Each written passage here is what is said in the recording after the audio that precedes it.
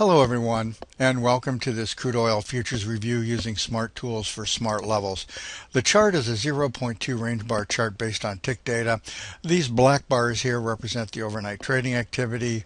All times are Eastern Standard Time, which is Greenwich Mean Time Zone 5. Today there was no scheduled news. The market moved up smartly in the overnights to within a nickel of $107 a barrel, shown by this yellow area here. I'm going to compress the chart now to show you all the overnight trading activity and also where I drew my trend lines in off the lows, and I did this since we had no smart levels to work with in this new territory. The highest level we had was 104.32. Expanding the chart back, this first setup of the day, I liked the setup bar straddled the trend line. The entry was below this next lower trend line. I thought the trade would go and I would have some quick profits. I did not. The market held support here and I got stopped out for a loss.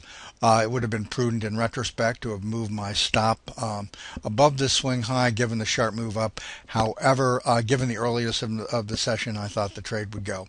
In any case, I was stopped out for a loss here. And then the market started heading towards this lower trend line. This setup here is a reasonable setup to take.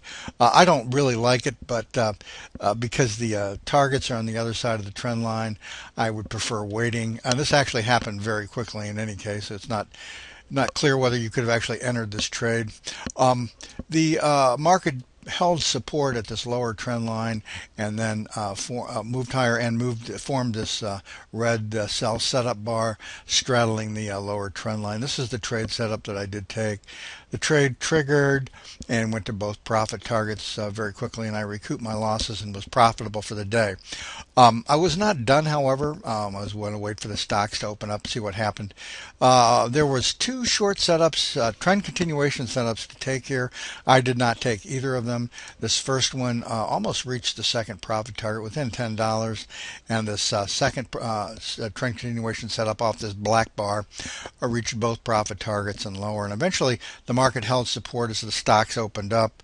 This long setup did not trigger. This is again not a setup that one would consider taking until the market went higher and then pulled back to test this low, which it did do. And then it reversed higher as support was found in here, and this blue setup bar triggered, went to both profit targets. I exited both contracts here on this trade at the second profit target, and now I was done for the day.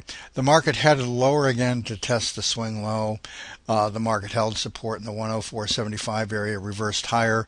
This long setup bar trend continuation setup went to both profit targets and higher.